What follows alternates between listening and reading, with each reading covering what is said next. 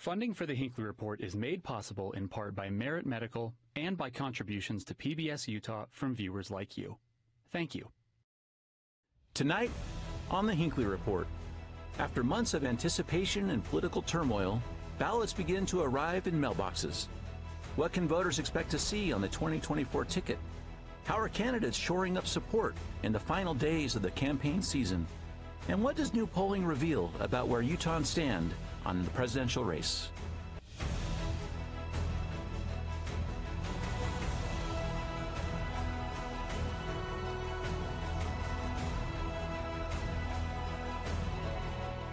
Good evening and welcome to the Hinckley Report. I'm Jason Perry, Director of the Hinckley Institute of Politics.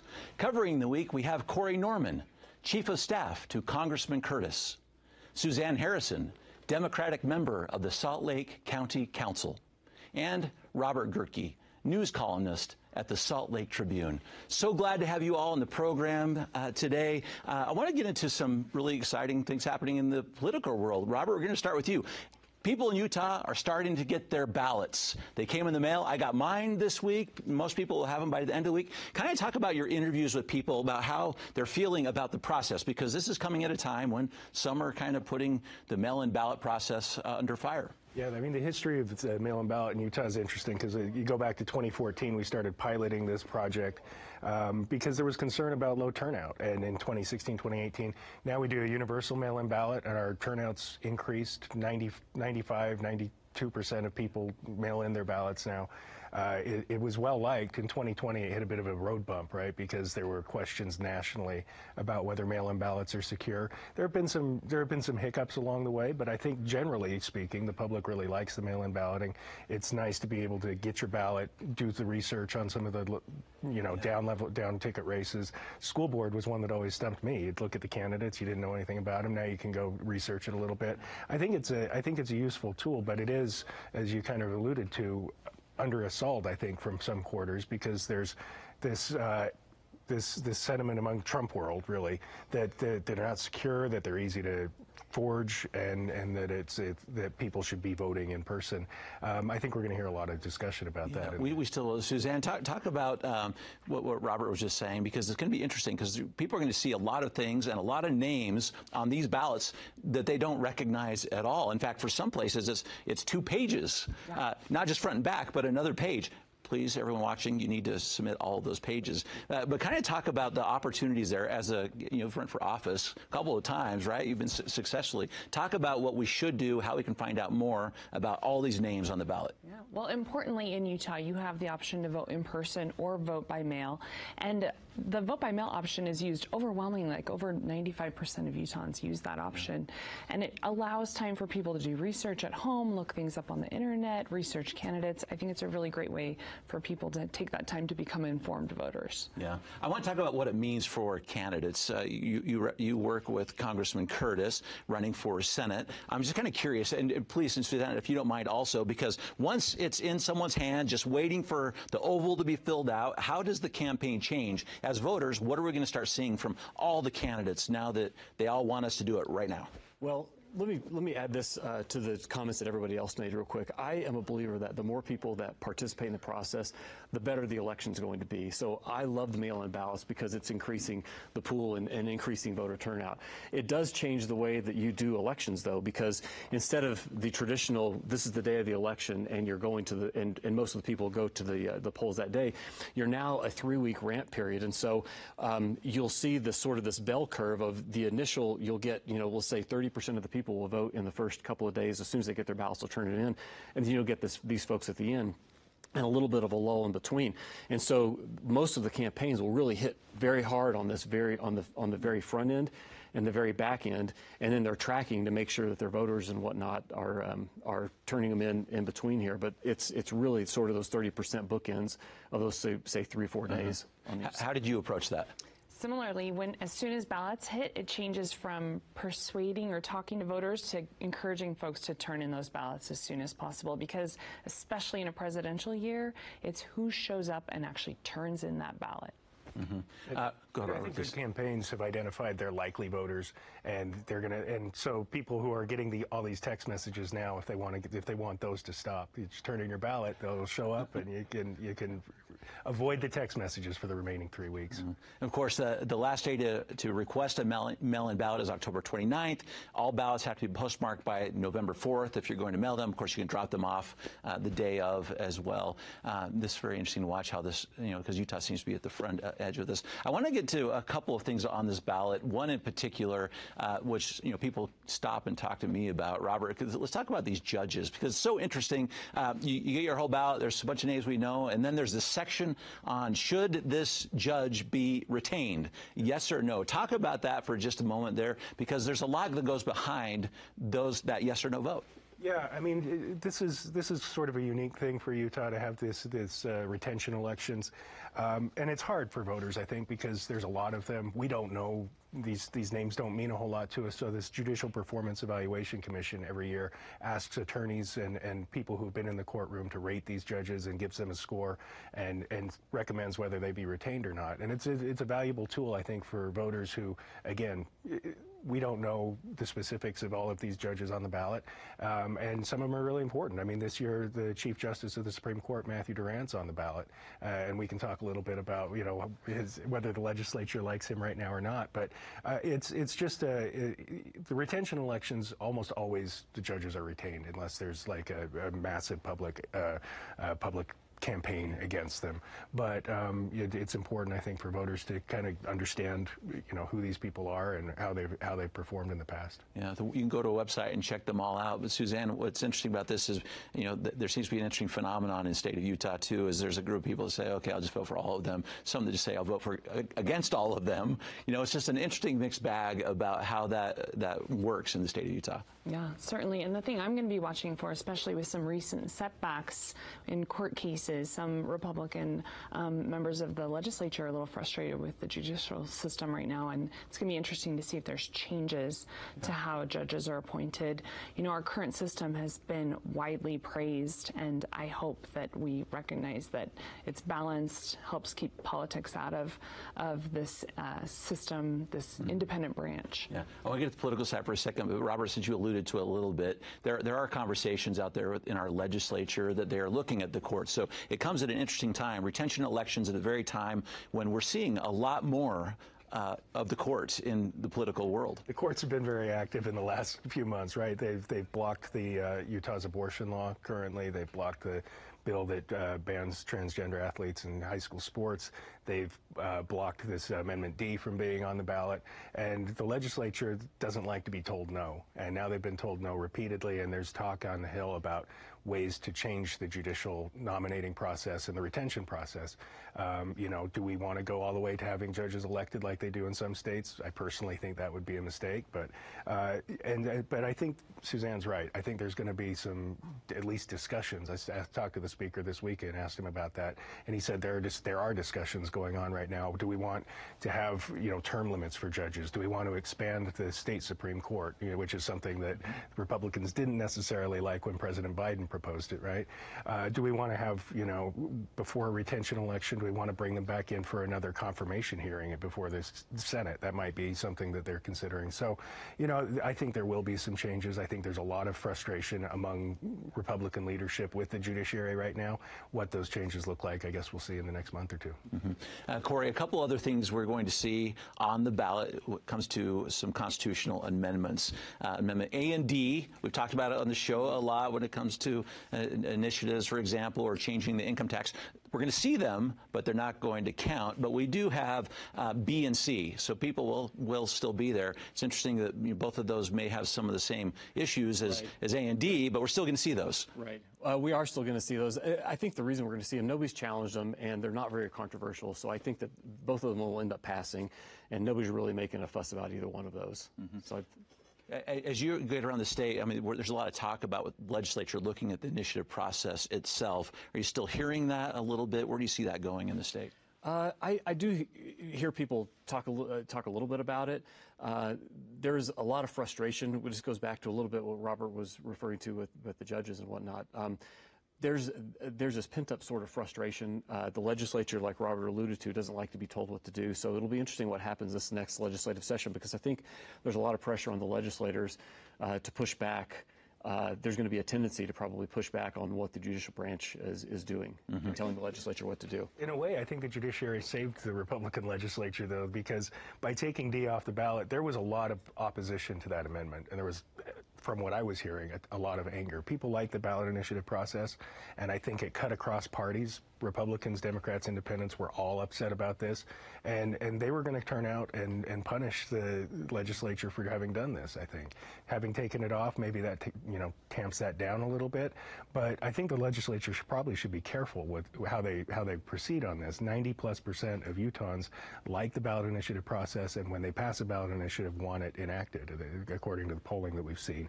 And the Utah Foundation did a poll just recently, their Utah Priorities Project, about the concerns that Utah voters have. And the number one was housing affordability, which shouldn't be too surprising. But the number two most important issue across parties was that they feel like politicians aren't listening to voters. And so I think it's someplace that if the legislature's smart, they'll tread carefully on that. And I just want to do a plug for Amendment B. This amendment will mean more money going to our schools at no cost to taxpayers, and it will involve parents in deciding how that funding is allocated in their local school. Excellent, thank you. I want to add something real quick to what Robert said. I really agree with him in that the legislature has to be super careful in how it proceeds here. I think that they were running into this the time frame was meaning that they weren't able to message as effectively as I feel that they wanted to, and it was kind of this weird, clunky way that it was being talked about. Citizens, we want to be able to supersede what you do, during the initiative process, and so I think they were going to run into a little bit of a buzzsaw, if nothing else, just the time frame. Yeah, we'll watch this one very closely. Very good insights on that. I want to get to some polling a little bit about some of our local races. I want to talk about the race for governor for the state of Utah. So the King campaign and others did some internal polling. Robert, I know you're working on some stories now about a recent poll that just came out today. Let's break this down just a little bit to see how Governor Cox is doing in this race. Sort of that internal poll had Cox at 35, King at 24, and interestingly, this is what we're going to talk about a little bit. It had Phil Lyman as a write-in at 19%. The poll that just came out today has Governor Cox at 54%, King at 26%, and Don't Knows at 20%. Let's break this down. Of course, Lyman is not in that particular poll because he's not officially a candidate. He's a write-in candidate. Yeah, and these guys know this very well, too, the results you get from polling often depend on how you ask the question. And so the King campaign included Phil Lyman as an option. When voters get their ballots, as we discussed earlier, he's not going to be on there. So it's a little tricky about how do you actually get a good gauge of his support. And I think that accounts for a significant part of the difference. The King campaign was saying this is an 11-point race, and we're within striking distance. This new Noble Predictive Insights poll seems to indicate that Cox had a more comfortable lead. And so a lot of it depends on how much support Phil's able to get. And write-in candidates typically don't, make too much of an impact. But the impact he could have in this race is what percentage is he siphoning off from Spencer Cox. And I think 2016 taught us that you have to be a little skeptical of polls, but I think there's a lot of energy on the Democratic side with a new head of the ticket. That energy will translate to down ballot races. Brian King's working really hard. I think there's a lot of voters that would like to see more political balance at all levels of government in Utah.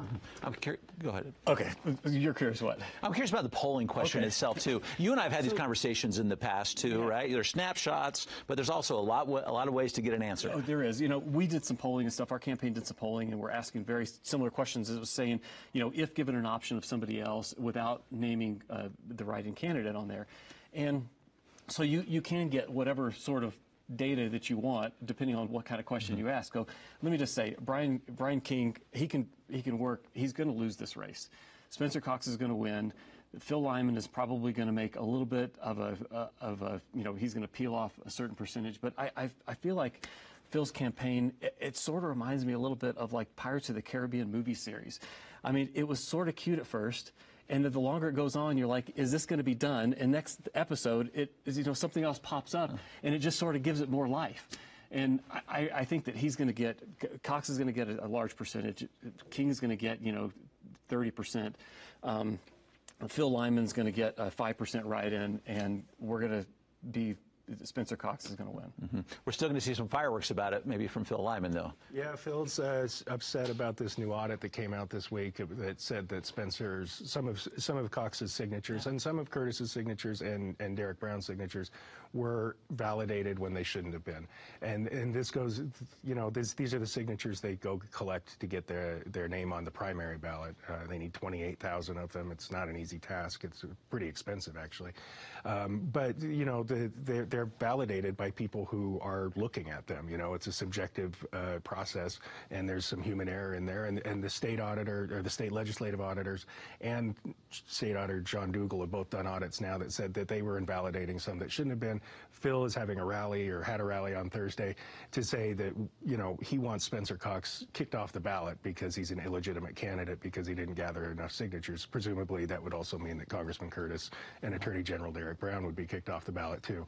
I don't think that's going to happen. If he wanted that to happen, the time to challenge them was back in February, and it would invalidate the primary essentially and take away the votes of about 450, 500,000 voters in the state. So this is, to Robert's point, this is a very expensive process, and I get that there are some errors, and there's a real opportunity for the state to make some changes in this whole process. But I will tell you, there's a couple of years ago, my sister-in-law had signed the documents, and she has been a registered or signed our ballot, or sorry, the petition to get John on the ballot. And she'd been a registered Republican for the last 10 years, and I went and looked at the list, and her signature had been kicked off. So there are some weird things with the signatures, but I'm telling you, we turned in probably, thousands and thousands of signatures over and above what the 28,000 was. So I don't have any doubt that John would have qualified or that Derek would have qualified. And really, once the state says you've met the threshold, you stop, because it's an expensive process. Nobody wants to spend more money than they have to spend on this. Yeah. How did this come to you? Because you're connected to this process well. It was John Curtis, Derek Brown, and Governor Cox. All the three of those that were the ones that talked about this. How did this come to you, and kind of how do you approach it? Because you have to really think about the numbers itself, and when someone tells you you've had enough signatures, you do stop. Right. We knew that there is. This gets down to the weeds a little bit, but with every person that turns in each. You've got your first person that turned in, and averages about 92% validity, and every person that turns in after that for the same race loses about 7 to 8% off. So we knew that we were only going to get about 75% validation rate. So therefore, the quick math says you got to overshoot by X amount. And so we took that into consideration when we were turning in signatures, and it turned out, I think we ended up with 3,500 signatures more than what we needed. And I think importantly, the two audits found about 99% accuracy. There were no instances of made-up names or ineligible voters on those lists. And I think bigger picture, my concern is instances of often Republican candidates, after having their day in court, not accepting the results of free and fair elections. And will we see that after next month's election? It's dangerous and potentially destabilizing.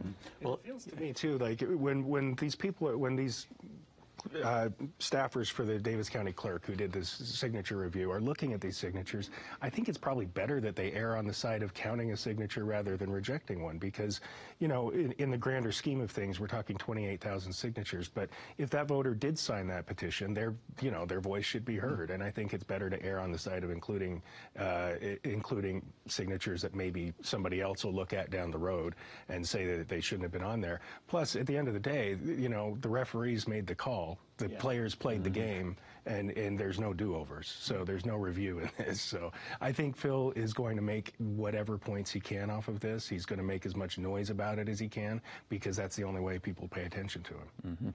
Let's get to the presidential race for a second, Corey. I know you're watching this very closely too, but through the Utah lens, how the Utahns are looking at them. New Noble Predictive Insights poll this week showed in Utah, Donald Trump is. They projected he would win at 54%, Harris at 38%, with 8% undecided. That's a 54%. It was, he was probably going to win in Utah, but it's by a smaller margin than sometimes Republicans have in the past. I think it's pretty fair to say that in Utah, particularly with, let's say, Republican voters, you've got a third. You've got a third of the people, a third of the Republicans that will vote for him no matter what. You've got a third of the people a third of the Republicans that really, really struggle with him, and then the folks in the middle that are kind of like, go back and forth. Trump traditionally has struggled in Utah. He's probably going to lose Salt Lake County. He's probably going to lose Summit County. And he's probably going to lose Grand County. That would be that's sort of what I think will end up happening. But it's really difficult for people from Utah to separate the politics from the policies and the personality. That's a struggle. It's interesting in this poll, Suzanne, they substituted Trump for another Republican, and it went up a few more points. It went from 16 to 25. It's interesting. It looks like Trump will probably, win the state of Utah, but those Republicans themselves would still probably have preferred maybe a different candidate. Yeah, I think we've seen a lot of divisive rhetoric, and that I think Utahns want, elected officials that are working together, solving problems. Yeah, I want to get to the same poll a little bit. Candidates often watch. I'm curious how you do on the favorable, unfavorable opinion people have of them. In this particular race, the unfavorables, Trump is at 50%, 53% unfavorable, and Harris is at 54% unfavorable. That's pretty close right there, and that's a pretty high unfavorable rating, Robert. Yeah, I think this is something that we've talked about on this program before. I think voters are kind of frustrated with the choices they were given. They were more frustrated, I think, when it was a Biden-Trump race. But I think that, the two-party system, people feel boxed in by it. And I think there are opportunities, and we could talk, if we wanted to, about some of the legislative races this year. There are a bunch of 13 independent candidates running for the legislature this year, and then there are United Utah Party candidates. There are people who I think, what I'm going to be watching on election night is how those candidates do, because I think that'll speak to some of the willingness of voters to throw off the two-party system and go with somebody else. I think but it's an opportunity, I think, for third parties and independent candidates to make some headway this year. I want to talk about the spread just a little bit when it comes to the polling, because I always think it's so interesting. I know we hit on it a little bit, but the presidential race, when it came to President Trump in the past, Hillary Clinton and President Biden, you didn't always get the most clear picture there. There were people who didn't really answer those polls. Either they ignored them entirely, they don't click on the link, or they just don't answer honestly. So just this process in general. So I tell people all the time, I'm sort of like the political wet blanket. When people come to me and they want to talk about politics and stuff, I'm the political wet blanket because the math has the math. And the way that these polls come out, you have to be able to speak to the numbers, figure out where your voters are, make sure that they're getting out to vote. But, I mean, at the end of the day, Trump's going to win. His unfavorables are high, but I think that most people in Utah sort of say, I'm okay with that. How does it affect down ballot? Because Robert was talking about that. We have a lot of very consequential races in the state of Utah with our local leaders. How does that sort of unfavorable impact down ballot races? I think the big change in this was when the top of the ticket changed from President Biden to Vice President Harris. I've been talking to voters throughout this election season, and I noticed a huge change in that, the energy level, the excitement, and it allowed us to talk to folks about more local races because they weren't obsessed with how unpopular the top of the ticket was. I want to get to some potential consequences of whoever wins in this potential race, particularly when it comes to appointments, which I just think is so interesting because we're already seeing articles about there. Corey, you may have the inside scoop in Washington, D.C., but Harris has said that she will appoint a Republican to her cabinet if she wins. And that, for a long time, that was the case with whoever was in the office. And one of the big speculations already was Senator Romney. A story came out almost immediately after she said that. Like Secretary of State, I think was what the story was. Has anybody asked Senator Romney if he wants to do this? I might see him later today. Maybe I'll ask him about it. This is one of these things where I think there's a lot of speculation on what it'll do. And I actually, if I'm Senator Romney, I'm in a place in my life where I don't need this. I don't need that in my life. I just want to go hang out with my grandkids. So there are a handful of Republicans, at my guess, that she may reach out to and ask if they want to be part of the cabinet.